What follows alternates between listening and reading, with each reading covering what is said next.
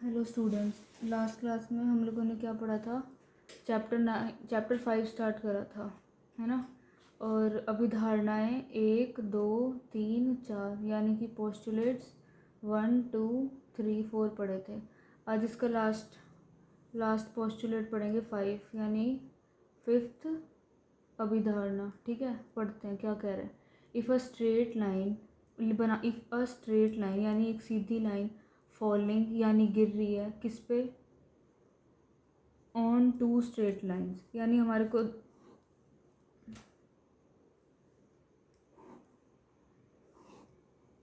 ठीक है। क्या कह रहा है, इफ़ अ स्ट्रेट लाइन यानी अगर एक सीधी लाइन फॉलिंग मतलब गिर रही है टू स्ट्रेट लाइंस पे। ये देखो एक line, if a straight line एक लाइन अगर दो स्ट्रेट लाइंस पे गिर रही है इन पे। पहले पढ़ लेते। If a straight line falling on two straight lines make the interior angle on the same side of it taken together less than two right angles, then the two straight lines, if produced indefinitely, meet on that side on which the sum of angles is less than two right angles. यदि एक सीधी रेखा दो सीधी रेखाओं पर गिरकर अपने एक ही ओर दो अंतः कोण इंटीरियर एंगल्स इस प्रकार बनाए कि इन दोनों कणों का योग मिलकर दो समकोणों से कम हो, तो वे दोनों सीधी रेखाएं अनिश्चित रूप से बढ़ाए जाने पर उसी ओर मिलती हैं जिस ओर यह योग दो समकोणों से कम होता है। देखो क्या कह रहा है, ये कह रहा है अगर हमारे पास दो स्ट्रेट लाइंस है ना और एक स्ट्रेट लाइन उसके ऊपर गिर रही है, ठीक है। तो देखो ये इस लाइन के ये लाइन है, ये लाइन है, इसके एक ये साइड होगी और एक वो साइड होगी। ठीक है, सबसे पहली बात इसकी एक ये साइड होगी, इसकी एक वो साइड होगी। ठीक है, ये बात पहली बात होगी। दूसरी बात, ये एंगल और ये एंगल को एक साथ ले। ये मैंने दो बार क्यों बनाया, क्योंकि ये दोनों अलग अलग हो सकते हैं। मान लो ये 30 हुआ, ये 40 हुआ, या ये 50 हुआ, ये 60 हुआ, मतलब दो अलग अलग हो सकते हैं, इसलिए अलग अलग निशान बनाए। ठीक है, दो एंगल इस साइड बन गए और फिर ऐसे ही दो उस साइड भी बन सकते हैं, है ना। मतलब इसको ऐसे थोड़ा ऐसे कर देते हैं ताकि अलग दिखे, बस थोड़ा सा अलग दिखाने, चारों अलग अलग दिख रहे हैं ना। ठीक है, तो देखो ये लाइन है, ये इन दो लाइनों के ऊपर गिर रही है, इसका एक ये साइड होएगी, इसकी एक वो साइड होएगी, दो साइड बनेगी। ये लाइन है, इसकी एक ये साइड, इसकी एक वो साइड। ठीक है, अब देखो देखो ये कह रहा है कि जिनका भी जो भी सम, यानी कि ये होता है 90 डिग्री, यानी एकदम सीधा ये होता है 90 डिग्री। कितना, 90 डिग्री, यानी 90 डिग्री को क्या बोलते हैं, राइट एंगल यानी समकोण। 90 डिग्री को क्या बोलते हैं, 90 डिग्री को बोलते हैं राइट एंगल। 90 डिग्री को बोलते हैं राइट एंगल यानी समकोण। क्या बोलते हैं, समकोण। देखो ये देखो ये 90 डिग्री है, नहीं है, छोटा है ना उससे। देखो ये भी छोटा है। अगर 90 डिग्री होता तो ये ऐसे जाके और ये सीधा होता, ये भी नहीं है। ये वाला देखो, ये भी, ये देखो ये 90 डिग्री नहीं है ना, उससे छोटा है। अगर 90 डिग्री होता तो ये कैसे बनता, ऐसे और इसके ऐसे सीधे में, तब ये पूरा 90 होता। ऐसे ही है, ये देखो छोटा हो गया ना 90 से। देखो अगर 90 होता तो ऐसे और फिर यहाँ लाइन जाती यहाँ पे, है ना। और ये देखो ये 90 से बड़ा होगा। अगर 90 होता तो यूँ जाके यूँ होता, है ना। 90 होता तो यूँ होता, अब ये 90 से बड़ा हो गया। यानी जिस भी साइड, देखो इस साइड दोनों 90 से छोटे हैं, तो जिस भी साइड 90 से छोटे होते हैं ना, उस साइड की लाइंस को अगर बढ़ाओगे तो कहीं ना कहीं ज़रूर मिलेंगी। ठीक है, और जिस साइड 90 से बड़े होते हैं उस साइड उनको कितना ही बढ़ा लो वो नहीं मिलेंगे। इसको बढ़ाओगे, इसको अगर मैं और बढ़ा दूँ तो और दूर जाती जा रही है ना।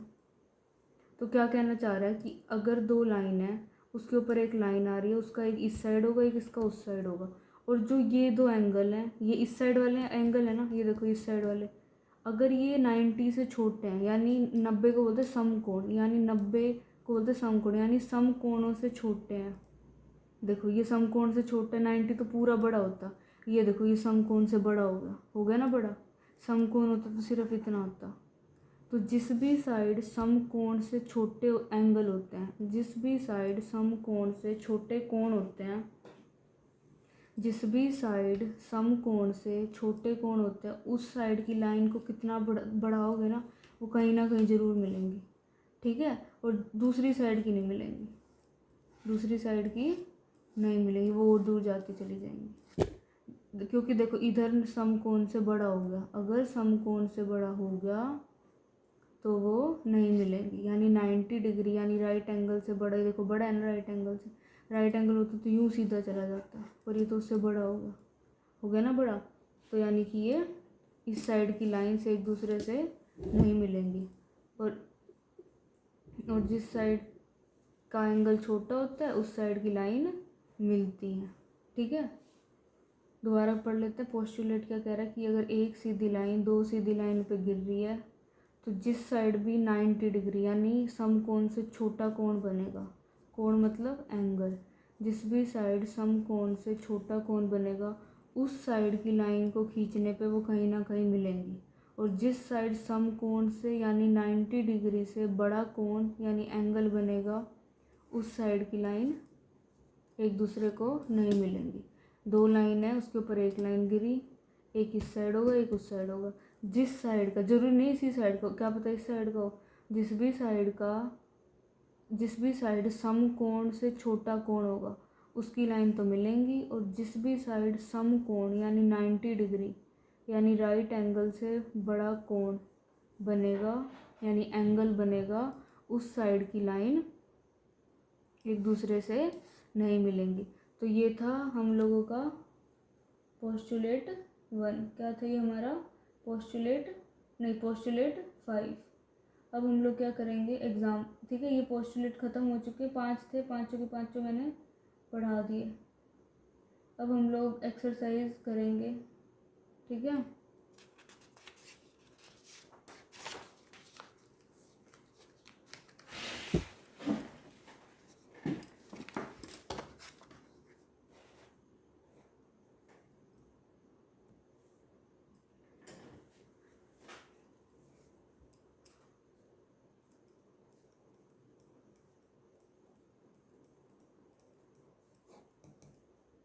देखो एग्जाम्पल 1 करते हैं।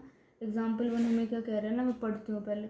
If A B and C are 3 points on a line, if A B C लिख लेते हैं, if A B and C are 3 points on a line and B lies between A and C, then prove AB plus BC is equals to AC। ठीक है, एक बार इस question को पढ़ लो सारे, अगर आप लोगों को आता है तो पहले खुद से करके देख लो, और अगर नहीं आता तो समझ लो। देखो उदाहरण 1 क्या कह रहा है हमारे को, यदि ए बी सी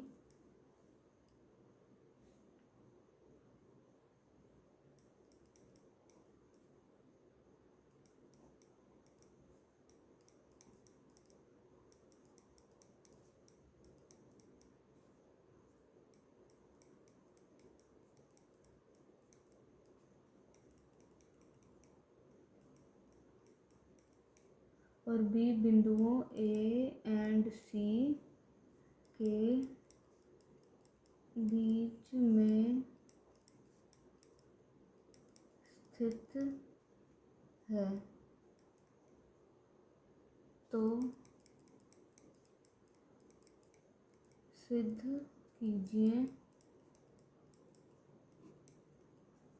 कीजिए, A plus B C is equal to A C है।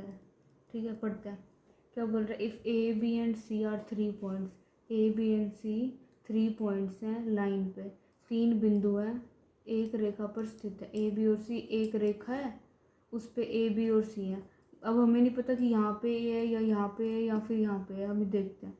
मतलब देखो ऐसे हो सकता है ना कि ए बी सी, ऐसा भी हो सकता है कि पहले बी आ जाए फिर ए आ जाए फिर सी आ जाए, ऐसा भी हो सकता है पहले सी आ जाए फिर ए आ जाए फिर बी आ जाए, है ना। ऐसा भी हो सकता है पहले बी आ जाए फिर सी आ जाए फिर ए आ जाए। तो हमें नहीं पता कि कौन सा आएगा इनमें से, वो भी हम लोग देखेंगे, ठीक है। तो ये क्या कह रहा है कि हमारे पास ए बी और सी ना 3 पॉइंट्स यानी 3 बिंदु हैं और एक लाइन पे, ये लाइन मैंने बना दी। अब इस पे बनाएंगे कि ए बी और सी किधर है, ठीक है। आगे पढ़ते हैं क्या कह रहा है। आगे कह रहा है एंड बी, आगे क्या कह रहा है, and B lies between A and C, and B lies between A and C, और बी बिंदुओं ए और सी के बीच में स्थित है। यानी बी ए और सी के बीच में आता है, यानी बी बिंदुओं यानी बी ए और सी के बीच में आता है, यानी बी बीच में, ए और सी को कहीं पे भी बना दो, हमें नहीं बोला ना कि वो किधर है, बना दो। बी तो वो बताया उसने कि B lies between A and C, यानी बी ए और सी के बीच में आता है, ये लिखा हुआ बिंदु ए और सी के बीच में स्थित है। तो सिद्ध कीजिए, देन प्रूफ, सिद्ध कीजिए मतलब प्रूफ, ये होता है। हमें क्या प्रूफ करना है, A B plus B C is equal to A C, ठीक है।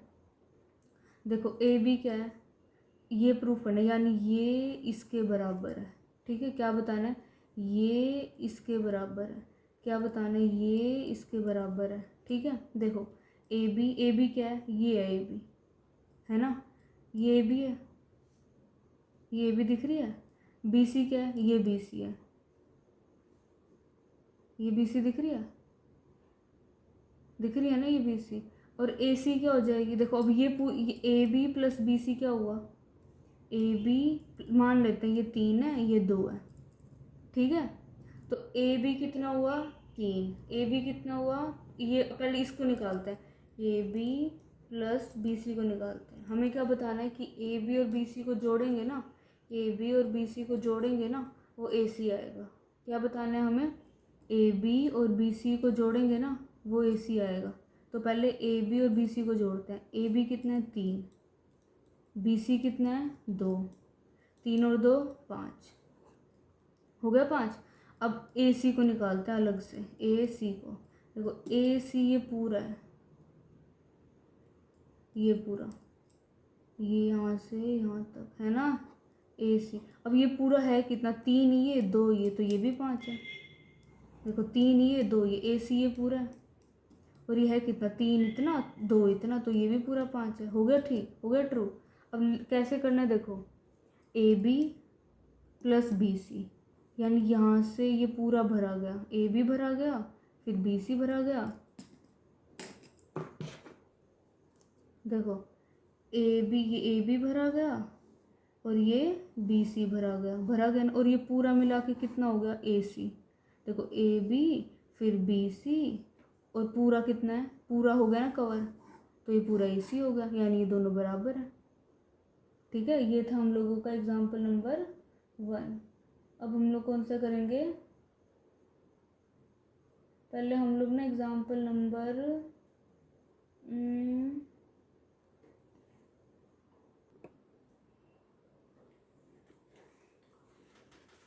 अब हम लोग ना एग्जाम्पल नहीं करते, थ्योरम करते हैं पहले। थ्योरम 5.1, ठीक है। लिखते हैं पहले ये थ्योरम क्या बोल रही है। थ्योरम बोल रही है two distinct DISTINCT, two distinct lines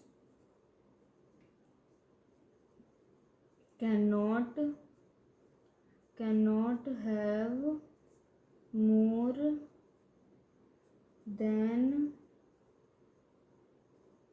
than one point in common, ठीक है।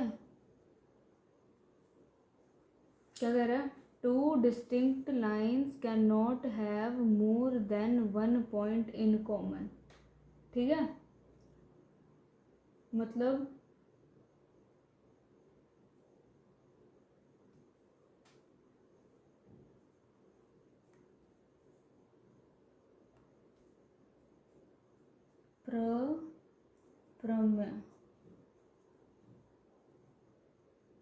प्रमेय 5.1 क्या कह रहा है, दो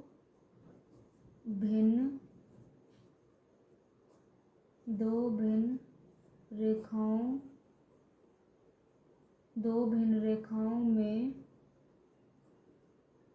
एक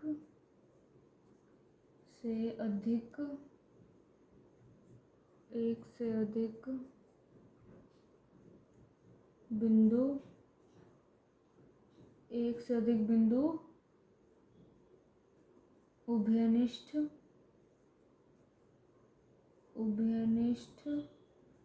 नहीं हो सकता।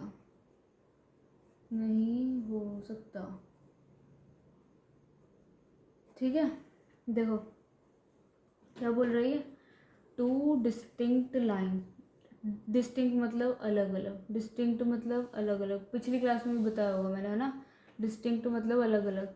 टू डिस्टिंक्ट लाइन्स, दो भिन्न रेखाओं में एक से अधिक बिंदु उभयनिष्ठ नहीं हो सकता। टू डिस्टिंक्ट लाइन्स यानी दो अलग अलग लाइन्स, ठीक है। ये दो मैंने अलग अलग लाइन्स बना दी, ठीक है। एक दो अलग अलग मैंने ये बना दी, एक दो अलग अलग मैंने ये बना दी, एक दो अलग अलग मैंने ये बना दी, ठीक है। ये चार चार, एक, फिर ये दूसरे वाला, ये तीसरा और ये चौथा, ठीक है। इसको भी सर्कल ही कर देते हैं फिर, ठीक है। ये चार अलग अलग बनाई है मैंने। क्या बोल रहे हैं चार, अब ये देखो, टू डिस्टिंक्ट लाइन्स यानी दो अलग अलग लाइन बनाओ, उनमें ना, अब इसमें बताओ इसमें कितने पॉइंट कॉमन है। पॉइंट कॉमन मतलब कि जो दोनों पे हो, इनमें से तो ऐसे देखो, ऐसा कोई भी नहीं है ना, इसमें 0 पॉइंट कॉमन है। इसमें कितने पॉइंट ऐसे जो दोनों में है, देखो ये वाला पॉइंट, ये इससे से भी निकल के जा रहा है, इससे भी निकल के जा रहा है, तो इसमें 1 पॉइंट कॉमन है। इसमें देखो कितने पॉइंट कॉमन है, देखो सिर्फ एक, ये वाला है ना, सिर्फ एक कॉमन, मतलब जो दोनों में है, कॉमन मतलब जो दोनों लाइन में है, कॉमन मतलब जो दोनों लाइन में। तो इसमें तो ऐसा एक भी नहीं है जो दोनों में, इसमें एक तो है, देखो ये वाला, इसमें भी एक है जो दोनों में से जा रहा है, इसमें भी एक भी नहीं है, 0।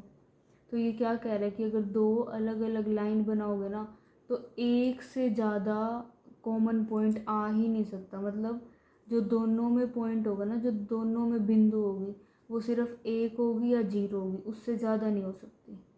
कैसे भी आप लाइन बना लो, दो से ज़्यादा बिंदु आएगी ही नहीं, ठीक है। तो ये क्या कह रही है थ्योरम, ये प्रमेय क्या कह रहा है कि दो लाइन बनाओगे ना, उसमें सिर्फ एक ही पॉइंट ऐसा होगा जो दोनों में होगा, या फिर 0, इसमें तो कुछ भी नहीं है। यानी एक से ज़्यादा पॉइंट दो लाइन में नहीं आ सकता, यानी कि सिर्फ एक ही पॉइंट होगा जो दोनों लाइन में होगा, ठीक है। मतलब ऐसा नहीं होगा कि देखो कैसे भी काट लो इसको, कितना भी काट लो, एक ही पॉइंट ऐसा होगा जो दोनों में आ सकता है, एक ही पॉइंट ऐसा होगा जो दोनों में आ सकता है। तो ये था थ्योरम 5.1, ठीक है। अब हम लोग क्या करते हैं, एक्सरसाइज शुरू करते हैं। तो एक्सरसाइज अब नहीं करते, नेक्स्ट क्लास में करेंगे एक्सरसाइज 5.1 स्टार्ट, ओके।